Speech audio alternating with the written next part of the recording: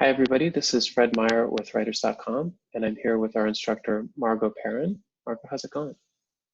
Great, thank you. Yeah, and you've offered to talk with us about something that I've certainly found to be a stumbling block in my own writing, which is the ethics and the navigating the comfort and discomfort around writing about your own life, your own life experience, and writing about the people you know. hmm So it's a huge topic, and I'd love to just, for somebody who's wondering what everybody's wondering about that, how should we be thinking about this? Well, I think that often people are motivated to write because they want to write about themselves. And the only way to really become a good writer is to tell the truth. So we always have to figure out, like, how can we tell the truth? Okay, what is the best way to tell the truth where I can tell the truth and also do it in a way that the writing is accessible and interesting to other people? So I always say, just write whatever you want to write at first. Okay, just get it all down, and then you'll see the material that you want to deal with. So write it as if nobody's ever going to read it, and then you start shaping it and all that. Then you have some decisions to make. Do you want to write under your own name, or do you want to use a pseudonym? Do you want to write in the first person or the second person, the you form? Or do you want to write in the third person, as if you're writing about somebody else, and then you can call it fiction? And also, do you want to change any of the identifying characteristics of you or the other people or the experiences that you're writing about? So these are all decisions that help you be able to tell the truth. So in your own writing, how do you decide when something is fine to just put out under your name and this happened to my sister versus, as you say, starting to take some of the measures to work with how sensitive that might be? Well, it's funny you should ask that because my three sisters aren't talking to me anymore. It wasn't because of my book. I wrote a memoir, but I called it an autobiographical novel, and I changed the names in it because I didn't want to expose my siblings. I wrote mostly about my own experiences and definitely from my point of view. Okay. They didn't like really talk about that book. They didn't want to read it, but they just kind of let that slide. But then the BBC interviewed me on their Outlook program. And then the BBC News journalist wrote an article about my story, and that's what did it. So one of my sisters wrote to me, I shouldn't laugh because it's actually very painful, but it's kind of, I would say it's ironic because everybody's in their 50s or 60s at this point. So it just seems, well, it's reflective of the damage that was done in my family, that they responded like that.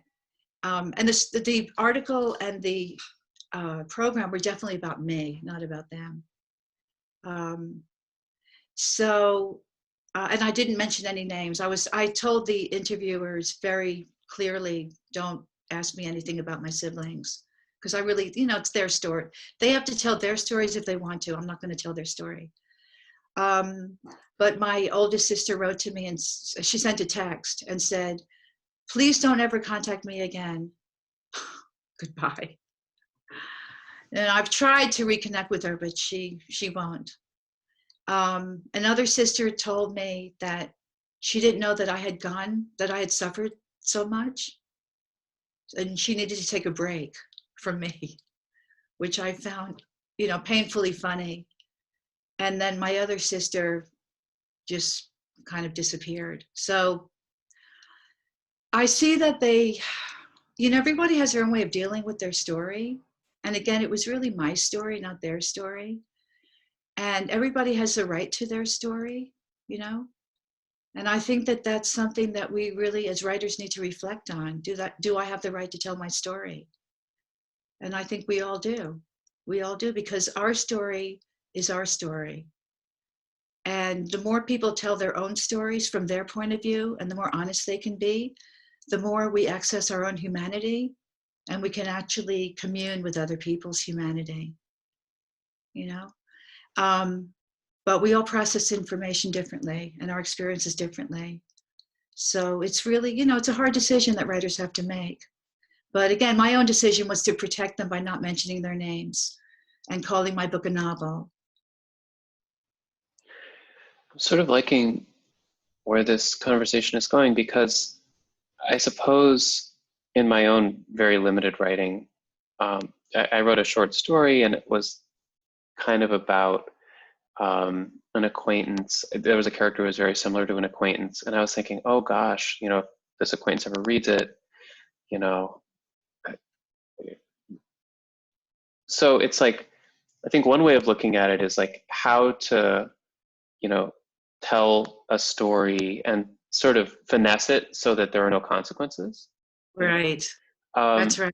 but another way to to have this conversation is to accept, okay, like, people, like, there could be consequences. People are gonna feel seen in a way that will surprise them. And what is our journey of figuring out what is our right to do and what we're willing to accept? Yeah, And I feel that's right. like that's, in some way, that's a more kind of a more real look at the topic Yeah, in some way. exactly. Because we really, we don't really have the right to hurt other people. So some people, I know somebody who, oh, Alison Bechdel. I don't know her personally, but Alison Bechdel, who wrote The Funhouse, and I can't remember the name of the other book that she wrote. She wrote a graphic novel about her father and one about her mother. She actually showed her mother. I mean, the book is very critical of her mother. Her mother actually read it. So I think it also depends on your relationship with the people who you are writing about. I mean, I don't write about people in my family. I don't feel any negative feelings about writing about my parents because my parents were very cruel people. And part of my own health has come from being able to write about how I was treated by them, you know? Plus, they would never have read my work. I mean, I think also, I don't want to be insensitive, but all of us have to get rid of our delusions of grandeur. A lot of people don't read our work. They just don't. And a lot of people don't recognize themselves in what you write, you know? So I know Erica Young, when she wrote a novel about a broken up relationship, from what I remember what she said. She was married to Philip Roth, right? I think she was married to Philip Roth. And people would say to her, oh, is this true? And she'd say, it shows how good of a fiction writer I am that you think it's true. You know? So That's I think cool. we all have ways of dealing with that question. But in terms of, your acquaintance, first of all, they might not read your work. Secondly, they might not recognize themselves. If you care about this person, you might want to mention to them that you wrote this story and it was something that was important to you, but it was very much from your point of view, and welcome them to write about their point of view. I mean, if you do have siblings. No, actually. Okay. All right. Let's say you and your partner. All right. Let's say that you both go through an experience and later you talk about that experience. Are you going to say exactly the same things about it? Are you going to remember exactly the same things about it? In fact, Yeah, no way. right. A lot of couples argue because of that very thing. They see things very, very differently. And that's comforting to a writer, Right. I guess I'm curious. There may not be, one answer, but it seems like there is a place where the rubber meets the road, and you have to say, I'm willing to put a strain on this relationship. I'm willing to hurt this person for a reason. And I'm curious how again, I think that, much of this topic, there's the finessing side of this topic where it's like, maybe I don't have to hurt this person, but here we are, this person's going to read it. They're going to know it's them. They're going to be hurt. How have you thought about that in your own life, and how do you recommend other writers think about it? Well, I do think about it a lot. And I think the only people I've written about where it would have been hurtful to them would have been my parents. But they would definitely have not seen it from my point of view. they would have had a completely different version. So they would have thought I was making it up. My father used to beat me up. And when I was in my 30s, I was still early 30s, because I haven't talked to him since I was about 30, 31, something like that. Anyway, I finally found a therapist, finally went into therapy, finally started to heal from what I'd been through. And I talked to him about how I always wanted him to love me and how he had been violent towards me. And he denied it. And then I thought, you know what? That's very indicative, you know? So that's one answer I have. I don't write about, I mean, I do think about, I don't really want to write about people I know. You know, I mean, my journey, because I didn't know who I was growing up, because my parents created false identities and we moved all the time and I never knew I was moving. My journey was very much about finding out who I am. Now, what I really love to write about is the people that I teach, because they don't have a voice. So I've written essays about young kids that I teach poetry to, and their experiences in the classroom of learning and sort of the light bulb going off for them. And there's kind of stories about healing, how people can heal through poetry. And I've also just finished a book of poetry about the people that I've taught in prisons and jails. So yeah, it's not really a thing that I do. So if somebody was going to say, oh, I think this is probably a good answer to that question, to anybody who's thinking about writing about someone who's hurt them and they want to hurt them back. Or they might hurt them. Not that they want to hurt them back, because Oscar Wilde said the best revenge is to write about people. You know? Oh God. That was Oscar Wilde. Okay? Well, to me, I mean, even in my own like limited writing, it's not so much like I have a bone to pick with somebody. It's just like, you know how, have you ever been in the next room and maybe your roommate doesn't know you're home and they're talking about you and they're like, you know, yeah, he loves hot Cheetos, you know? And it's like, yeah, I do love hot Cheetos, but just to see yourself be seen by another person is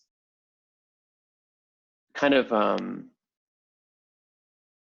intimate in a way that's hard to be prepared for. So, I think that's a very good observation, because, you know, when you have written about yourself and you're out there doing readings, or people are out there reading your work and they might contact you, you have to kind of know how to deal with that, or learn how to deal with that. I think that people who are famous have a really hard time often. I mean, they probably get off on being so recognized, but it's also very invasive. So I know Alice Walker. It's funny, I went to a reading by her. I published a book of personal essays by women about their relationships with their mothers. And she very kindly agreed to me having one of her essays in the book. So when I went to a reading, all the authors got copies of the book, but I wanted to thank her in person because I was grateful that she had let me do that. So I went to a reading and she was there and I stood in line. There were lots of people there. And I had another copy of the book and I had done a personal inscription to her. And I handed her the book. I said, I just wanted to thank you so much. It was really great that you let me do that. And she looked at me and said, I already have it. And I said, yeah, but I wanted to give you a personally inscribed copy. So she took the book, put it on the floor, and said, next. So that's how she was dealing with it. You know, I didn't think that was very kind at all. Especially, she had just done a reading about how women should be nice to each other. So if you want to learn who somebody really is, watch what they do, not what they say, you know. But other people, I'm sure it's like watching actors, you know, how do they deal with it? People think they know all about them when they're just acting other parts.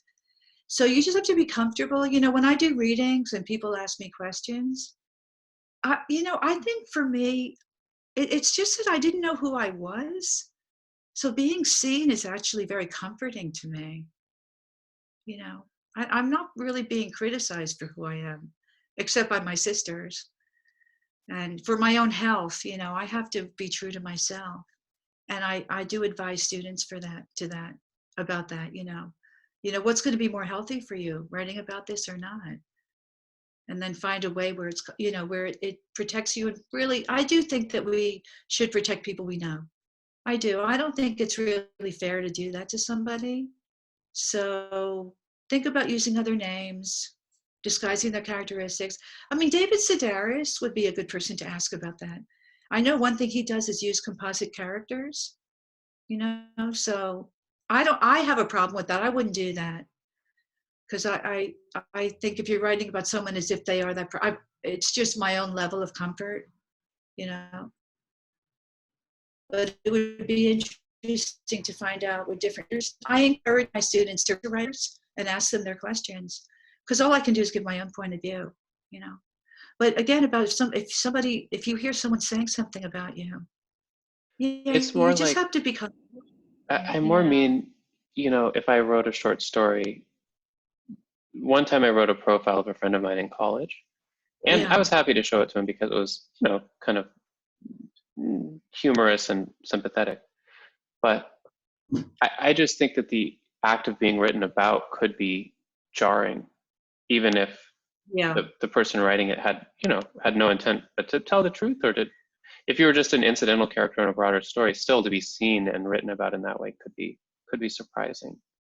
Well, Um, how do you feel about that? I guess I personally feel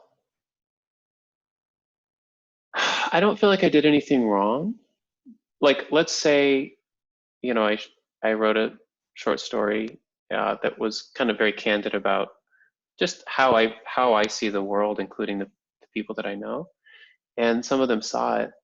Um, I wouldn't feel like I did anything wrong exactly, but I would feel like I would feel like there had been kind of a privacy, like we had found ourselves thrust into a situation of no privacy all of a sudden. Kind of like, you know, maybe, walking in on, two people in bed together. It's not exactly like anybody's doing anything wrong. You're just in an Airbnb and you don't know where the bathrooms are, and there's a couple, whatever, nobody's doing anything wrong. But suddenly everybody knows all these things that Yeah, nobody yeah, knew before. And it's like walking into that, knowing that there's a risk of doing that, to me is, I don't exactly know how to think about that. yeah. I think it's really good to include that into in the story, because it's so real and so honest. And I think it's also innovative to explore those questions in the essay that you're writing or in the story you're writing, by asking yourself those questions, or the character asking him or herself those questions. So there's no, life is not really cut and Cut and dry. dried. So the more you can put the ambiguity on the page, I think the stronger the work is, you know. So if you ever rewrote that story, you might want to say, or you might want to do like an addition to the story. Oh, you know what I loved? Julia Alvarez. She wrote a book on how the Garcia girls lost their accents, which was about this family of sisters. And then the next novel was called Yo, which was about how the sisters responded to the writing sister writing the book about them. And that was really fun. So, the world is wide open to a writer. So these questions are really thoughtful and interesting and profound. Because I think there's always this level of guilt when you talk about other people, but at the same time you love doing it, because it's a way of asserting your own authority, the authority of your own opinion. And it's also a way of bonding with other people, like, a nudge, nudge kind of thing. So to write up, to include that in the story is great, or even to write a separate essay about that. This is a little bit far afield, but ultimately I feel like, I guess you could say I have the right to be as candid as I want about my life, regardless of who that hurts. So it's not so much like I'm doing something I shouldn't. It's more like um,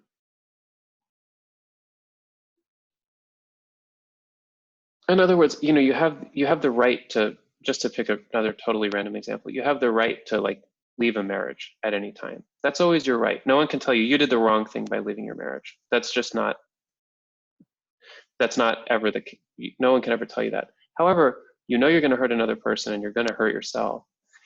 And part of it's a question of, and so it's a question of like, do I want to do this? Like, is, you know, is this wise? Does it balance out? You know, like, is my marriage salvageable? You know, and so Yeah. it's like there's always, I think, a right there, and it's almost like, it's like you have to do this sort of cost benefit, and I'm not sure. I'm certainly not sure how to think about that. I'm not even sure where the right to tell your story comes from. It seems like some sort of human rights thing. Like everybody should have a right to tell their story. There might not be more to it than that. But given that you always have the right to to to speak your truth, it really does seem to come down to like a cost benefit in some way. And I'm not sure how to think about that.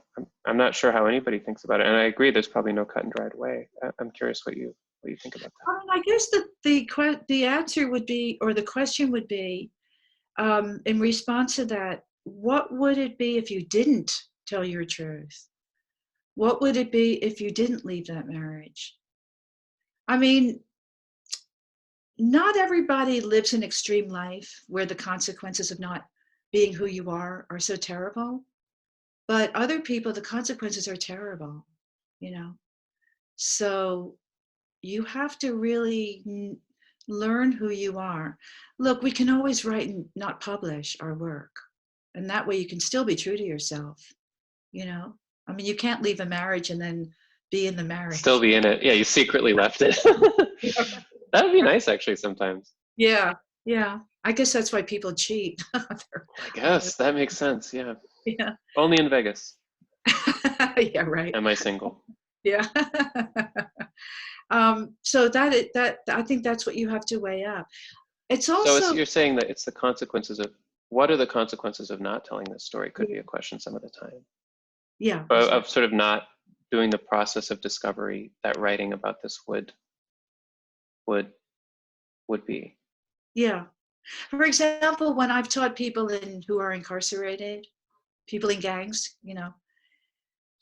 So in my writing classes, it was all about, because all my classes are about, you know, finding who you are and expressing that in the most creative and interesting way that you can, finding your voice, all that. Okay, so I'm in a prison environment, okay, where there are gang members in the classroom and they follow a code where they're not supposed to talk about anything that's really true.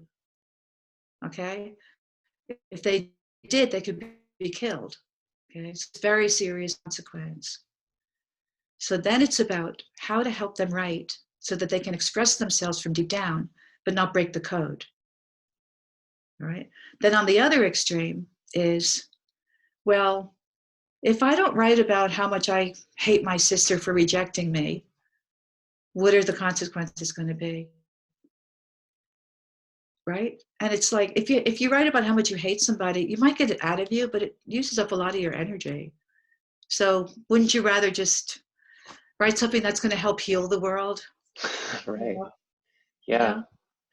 Yeah, it's like a lot of things. It's sort of like the answers are probably in there, but it's hard to make them into a code of laws. Yeah, you're Um, right. You're right. Because you you know, have to have markers in your life And you're always changing. It's like your physiology in a way is always changing. Like you can eat, I don't know, what do you like to eat? You like pizza, or what do you like? Yeah, pizza's All good. right. Okay, so one day you eat a pizza, right? And you love it, you feel fantastic after it. And then, a few days later you eat the same pizza and it makes you feel sick, because the combination of what's going on in your body and your mood and all that is going to be the time of day, whatever it is, the combinations change all the time. So it's the same with when you're creating something. Like, who am I in this particular moment? Which is why as editors, when we edit our work, we can end up with a version that's completely different because we're in a different place. In fact, by the end of the time that we write the piece, we've evolved, we've processed whatever it is we've written about. So we're able to see it from a more objective standpoint. See what I mean? So it's really, I don't think there's a hard and fast anything. It just use your intuition as much as you can. That's And what I was going to ask is, in yeah, your own writing, do you approach topics in your life kind of by feel? Like, just like as you're saying with diet, like I know that there's a part of me that actually kind of wants to get up and eat cheesecake, but it's not the right part of me. And maybe last night it was. It's kind of like that. and it's also, I know when I was writing my memoir, aka autobiographical novel, um, I knew that my stomach hurt. Like when I was writing as if I was a victim, my stomach hurt. And I realized, you know what? I was really mean too. We were all mean to each other. I betrayed my sister. She betrayed me. So when I was first writing about it, it was about how she betrayed me, you know? Um, and then when I wrote more honestly, it was about I betrayed her. And then I felt that what she did was in response to me betraying her. I'll never know if that's true or not. In fact, I think that we were just manipulated by my father to hurt each other and betray each other. But that's why I felt that material would not be hurtful. I didn't feel that even though my sister's name changed in the book and her identifying characteristics changed. So I didn't feel that anyway, my sister's in a lot of isolation, so she wouldn't really, people she knew would never read the book. She definitely decided not to read it. So I kind of knew all that. So I felt okay, right? But the real thing that made me feel okay about it was my role in it. Because you know what? I ain't no saint either. You know, it also made the writing much better, because if you're just writing, and we do that, I think, in the early stages of a piece. Oh, poor, I mean, I hate to say it like that, but poor me, I really feel bad about what happened to me. So you write that, and then you realize, okay, well, what's the other side of the story? Like I would often tell my prison students to write, because they often did write about um, how they were victimized, and they really were victimized by the system. And then I say, okay, well, what about the half that's never been told? And there's actually a reggae song. It might be by Gregory Isaacs. What about the half that's never been told? And I would play that song, and I'd say, okay, well, what about you? What's the half that's never been told? And also, like, if you write about something where you're in a bad conflict with somebody else, write about it from your point of view, then write about it from their point of view.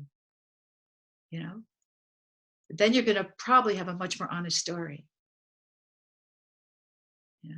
But you could take away the literally writing from, you could, in the final version, you could take away their point of view literally and use that material to actually really realize the fullness of what happened and your own role in it as well. you know Mm.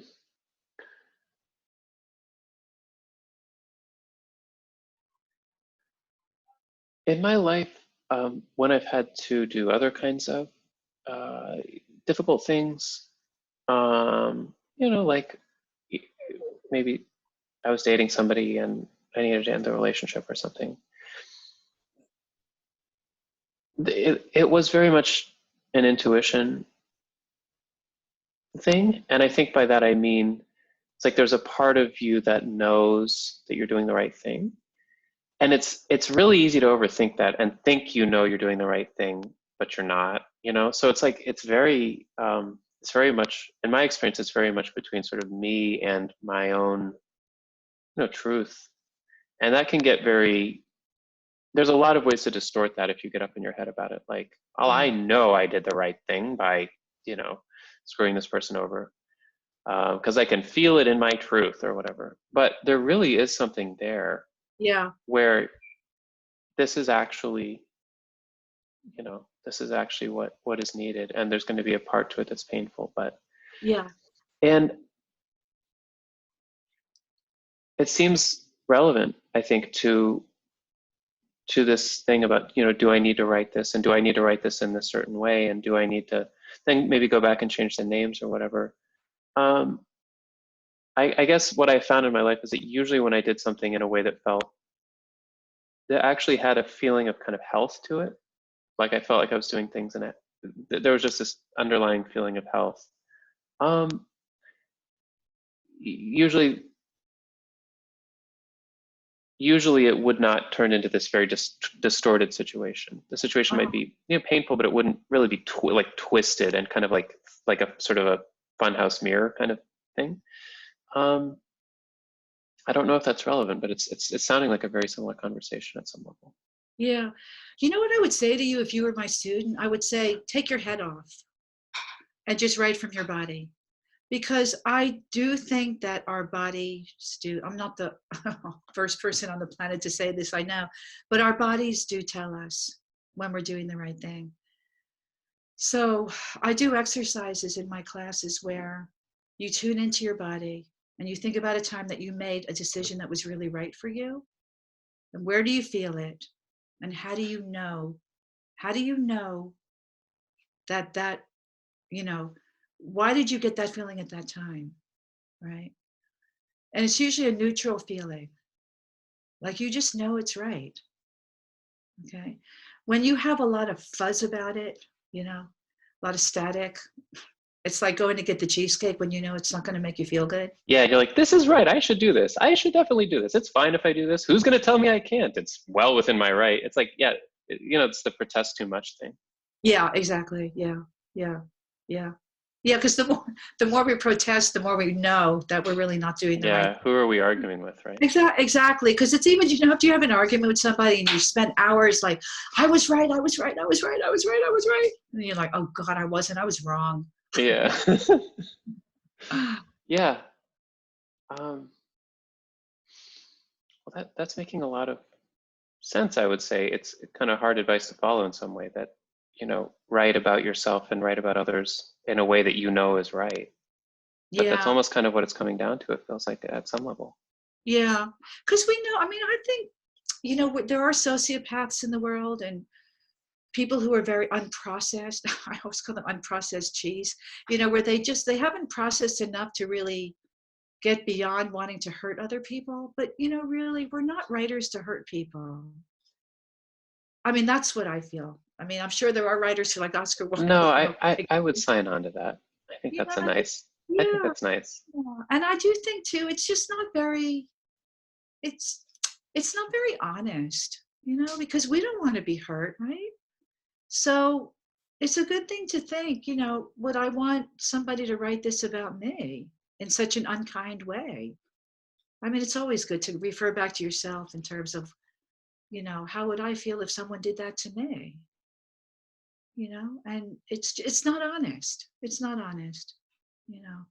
But it was funny because while you were talking before, I was thinking, you know, this thing about um, pain, you know, it's like birth is really painful. I mean, I've never had a child, but we all know birth is really painful.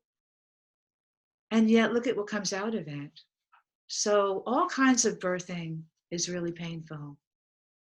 It doesn't mean we shouldn't do it, right?